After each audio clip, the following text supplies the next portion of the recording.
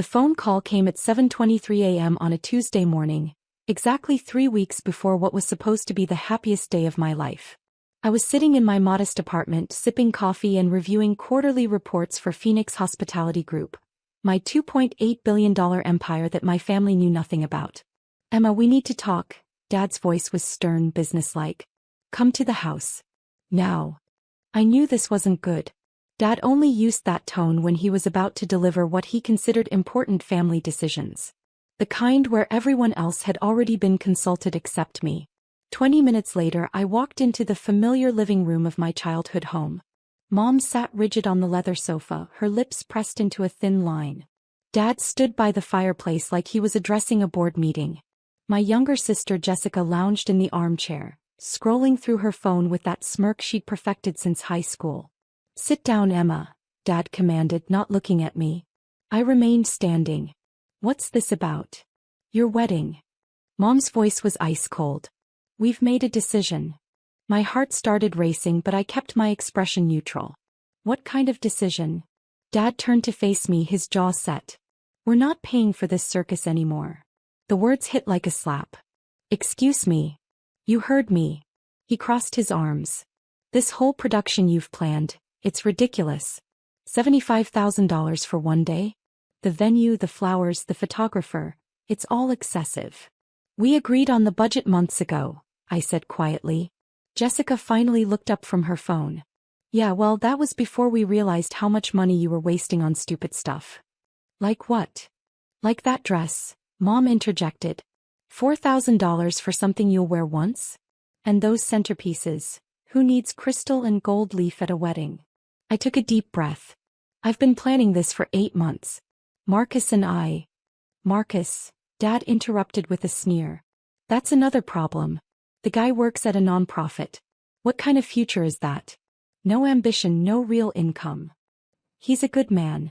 "Good doesn't pay bills," Mom added. "Maybe this is a sign you should reconsider the whole thing." My chest tightened. "You want me to call off my wedding?" "We want you to be realistic," Dad said. "Find someone who can actually afford the lifestyle you seem to expect. Someone with prospects." Jessica snorted. "Yeah, because living in that tiny apartment and driving a 10-year-old Honda really screams high expectations." The room fell silent. I looked at each of their faces. Dad's stern disapproval, Mom's cold judgment, Jessica's amused contempt. These people had raised me, supposedly loved me, and now they were dismantling the most important day of my life like it was a failed business venture. "So what exactly are you saying?" I asked. Dad walked to his desk and pulled out a folder. "I've already called the venue. Canceled everything. The deposits are forfeited, but at least we're not throwing away the full amount." My stomach dropped. "You canceled my wedding venue?" "Our name was on the contracts," Mom said matter-of-factly. "Legally we had every right." "The caterer too," Jessica added helpfully. "And the photographer." "Oh, and the florist." I stared at them in disbelief. "You canceled my entire wedding without telling me?" "We're telling you now," Dad said. "Consider it a favor. You'll thank us later when you find someone more suitable." "Someone who can afford you," Mom repeated. The room spun slightly. 8 months of planning. The dress I'd fallen in love with. The photographer we'd interviewed 6 different candidates to find. The menu Marcus and I had spent hours perfecting. The flowers that reminded me of my grandmother's garden. All of it, gone. "I can't believe you did this," I whispered. "Believe it," Dad said. "And next time maybe think before you plan something so far beyond your means." I looked at my family one more time. Dad, the successful investment banker who'd built his reputation on calculated risks. Mom, who'd married him for his money and spent 30 years perfecting the art of looking down on people. Jessica, who'd never worked a day in her life but somehow felt qualified to judge everyone else's choices. "Understood," I said simply. The word hung in the air. They'd expected tears, arguments, pleading. Instead I gave them nothing. "Good," Dad said, clearly pleased with himself. "Now you can focus on finding someone more appropriate. Someone who won't embarrass the family," Mom added. I nodded and walked toward the door. "Emma," Jessica called out. "Don't be dramatic about this. It's for your own good." I paused with my hand on the doorknob. "I'm not being dramatic. I'm being practical." And I left. The drive back to my apartment was surreal. 23 years old, MBA from Northwestern, secretly running a hospitality empire worth $2.8 billion. And my parents had just canceled my wedding because they thought I couldn't afford it. The irony was breathtaking. I'd built Phoenix Hospitality Group from nothing, starting with a single property I'd purchased at 19 with money I'd made developing apps in college. 4 years later, I owned 17 luxury venues across 3 states, including the Grandmont Estate, the exact venue where my wedding was supposed to take place.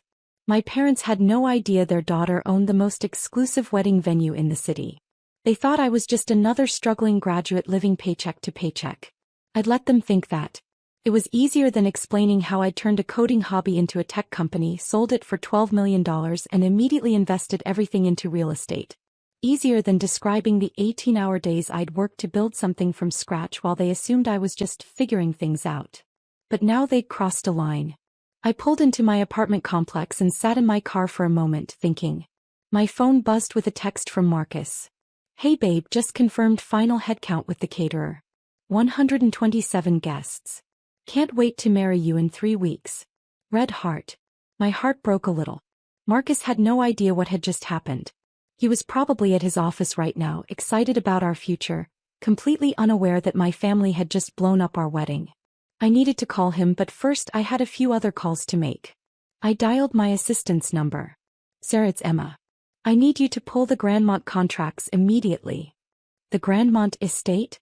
Your wedding venue?" "Yes. And I need you to review the cancellation policies we have in place for deposits." There was a pause. "Emma, is everything okay?" "Everything's fine. I just need to understand our options for unusual circumstances." "Of course. I'll have everything ready in an hour."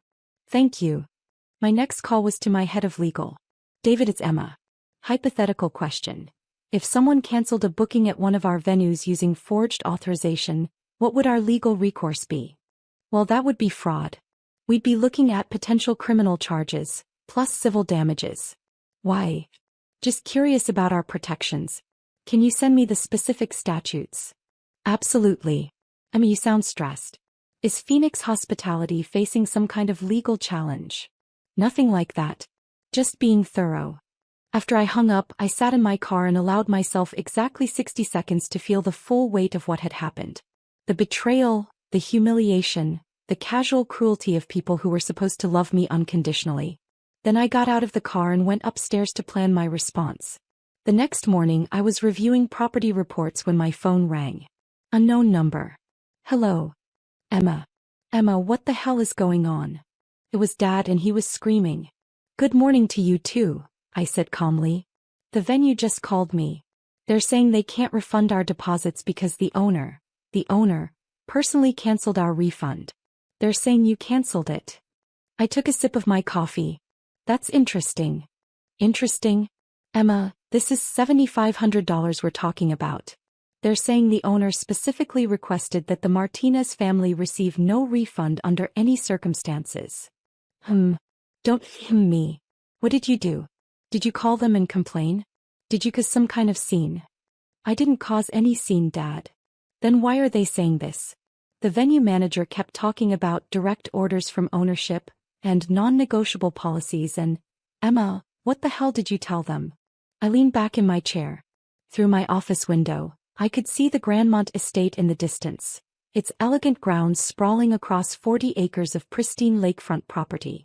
"I didn't tell them anything they didn't already know," I said. "That's not an answer. Emma, you need to fix this right now. Call them back and straighten this out." "I don't think I can do that." "What do you mean you can't?" "The owner's decision is final." There was a long pause. "Emma, how do you know what the owner decided?" "Lucky guess." "This isn't funny. We need that money back. Do you have any idea how much $7,500 is?" I almost laughed. Dad was having a breakdown over $7,500 while sitting 3 miles away from my corporate headquarters, where I'd signed a $340 million acquisition deal just last week. "It's probably not that much money to the owner," I said. "I imagine they make that in about 6 minutes." "Emma, what are you talking about? How could you possibly know?" His voice cut off abruptly. "Dad? You still there?" Emma. His voice had changed. Quieter now, uncertain. Emma, what's the name of the company that owns the Grandmont estate? Why do you ask? Just tell me. Phoenix Hospitality Group. Silence. Dad. Emma. Emma, what's your last name? Legally, it's still Martinez. But professionally, I go by Emma Phoenix. The phone was so quiet I thought he'd hung up. Dad, are you? Emma Phoenix? You're Emma Phoenix. That's right. The Emma Phoenix? The one who owns, who built. Oh my God. Oh my God. I heard him calling to Mom in the background. Margaret. Margaret, get in here right now. What's wrong, Richard? Mom's voice was distant but audible. Emma's Emma Phoenix. What are you talking about? Emma Phoenix. The businesswoman. The one who bought the Riverside Mall. The one who owns half the venues in the city. That's our Emma. I heard Mom gasp. Emma. Dad's voice was back, shaky now. Emma, sweetheart, there's been a misunderstanding. Has there? Yes. A huge misunderstanding. We had no idea you were so successful. Why didn't you tell us? You never asked. But Emma, we assumed. You assumed I was a failure. Not a failure. Just struggling. Like most people your age. Most people my age don't own $2.8 billion in real estate assets. I heard something crash in the background. Probably Mom fainting. Emma, listen to me very carefully. Dad's voice had shifted into his business mode. We can fix this. We can call the venue back and... The venue you already canceled? Yes, we can uncancel it. We can reinstate everything. The whole wedding. With what money? What do you mean? Well, you said you couldn't afford it. That it was beyond your means. That I needed to find someone who could afford me. Emma, that was before we knew. Before you knew I could pay for it myself? Yes. Exactly. I stood up and walked to my window. Down below, I could see the Grandmont Estates event coordinator setting up for a corporate retreat. My corporate retreat. Dad, let me ask you something. If I were still just regular Emma, living in my apartment and driving my old Honda, would you have reconsidered? Pause. Would you have called me this morning and said, you know what, Emma? We were wrong. We love you and want you to be happy regardless of money? Longer pause. Emma. Would you have apologized for humiliating me in front of Mom and Jessica? For canceling the most important day of my life without even discussing it with me first? Emma, please. The answer is no, Dad. You would have let me stay heartbroken and weddingless, and you would have felt good about it. Responsible. Like you taught me a valuable lesson about living within my means. That's not. We were trying to help. You were trying to control me. Just like you've always done. I heard Mom's voice in the background. Give me the phone. Emma, honey, it's Mom. Sweetheart, there's been a terrible miscommunication here. Has there? Yes. We had no idea about your business success. We're so proud of you. Are you proud of the business or proud of the money? Both. Emma, you're our daughter. We've always been proud. Yesterday you told me to find someone who could afford me. What changed? Well, now we know that I can afford myself? Silence. Mom, let me save you some time. I'm not reinstating the wedding. I'm not giving you your deposits back. And I'm not pretending this conversation never happened. Emma, you're being unreasonable. I'm being exactly as reasonable as you were yesterday. I heard Jessica's voice in the background. Is she serious? She's actually not giving us the money back. Put Jessica on the phone, I said. Emma, I don't think. Put her on. Fine. Here's Jessica. Hey, Emma. Jessica's voice was carefully neutral. So, this is weird. Hi, Jess. I had no idea you were like... rich. Rich. I'm comfortable. Comfortable? Emma, you own half the city. Not half. Maybe 30%. This is insane. Why didn't you ever say anything? Would it have mattered? What do you mean? Yesterday you recorded my fiancé throwing my keys in a lake and posted it on social media. You called my wedding plans stupid and said I was wasting money on excessive things. Would you have done that if you'd known I was wealthy?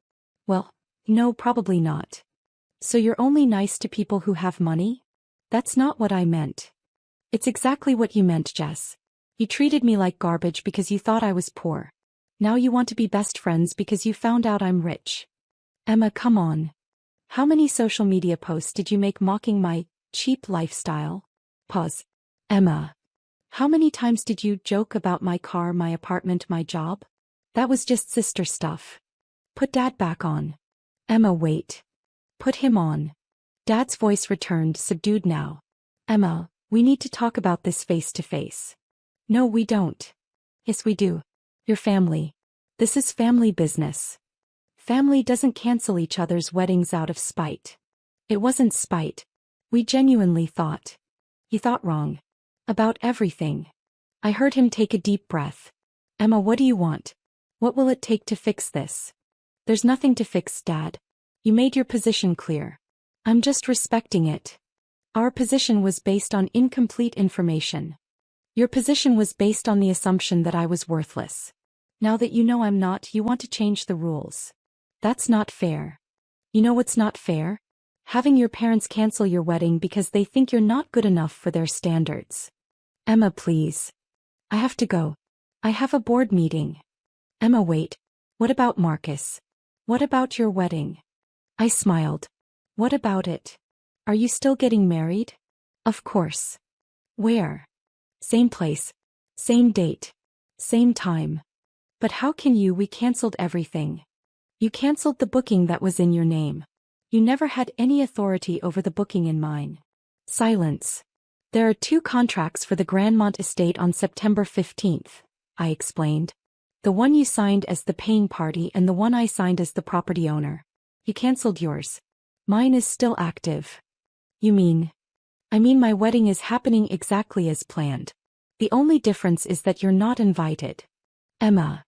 And neither is Mom. Or Jessica. You can't uninvite your family from your wedding. Watch me. I hung up. My phone immediately started ringing again. I turned it off. An hour later, Sarah knocked on my office door. Emma, there are some people here to see you. They say they're your family. I looked up from my laptop. Tell security to escort them off the property. Are you sure? Positive. 20 minutes after that, my personal phone buzzed with a text from Marcus. Babe, your dad just called me. He's very upset. He says there's been some kind of family emergency about the wedding. Should I be worried? I called him immediately. Marcus, hi. Emma, what's going on? Your dad sounded like he was having a breakdown. It's a long story. Can you come over tonight? I need to tell you something. Of course. Are you okay? I'm better than okay.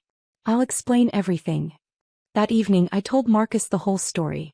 About Phoenix Hospitality Group. About the $2.8 billion empire I'd built in secret. About my family's betrayal and their frantic attempts to backtrack once they learned the truth.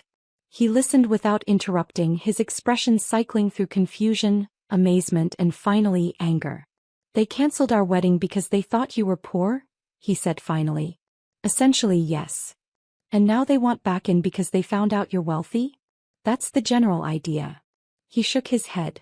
Emma, that's horrible. I'm sorry I never told you about the business. I wanted to be sure you loved me for me, not for what I could provide. Are you kidding? I'm not upset about the money. I'm upset about how they treated you. He took my hands. Emma, you're getting married in 3 weeks. You should have your family there. They made their choice. People make mistakes. This wasn't a mistake, Marcus. This was who they really are when they think no one important is watching. He was quiet for a moment. What do you want to do? I want to marry you at the Grandmont estate, surrounded by people who actually care about us. I want to start our life together without the toxic influence of people who only value me when I can benefit them. Are you sure? I've never been more sure of anything. The next morning I drafted a formal letter to my family. It was delivered by courier at 9 a.m. sharp. Dear Dad, Mom, and Jessica. Thank you for clarifying your feelings about my life choices and my value as a family member. Your decision to cancel my wedding without consultation has saved me years of wondering whether you truly supported my happiness or simply tolerated it when convenient. Please consider this my formal notice that you are no longer invited to participate in my wedding or any future life events. This decision is final and non-negotiable. For the record, I built Phoenix Hospitality Group from nothing while living in that tiny apartment you all mocked. I worked 18-hour days for 4 years to create something meaningful while you assumed I was simply failing to meet your standards. The fact that you now want to celebrate my success, after trying to sabotage my happiness, tells me everything I need to know about your character.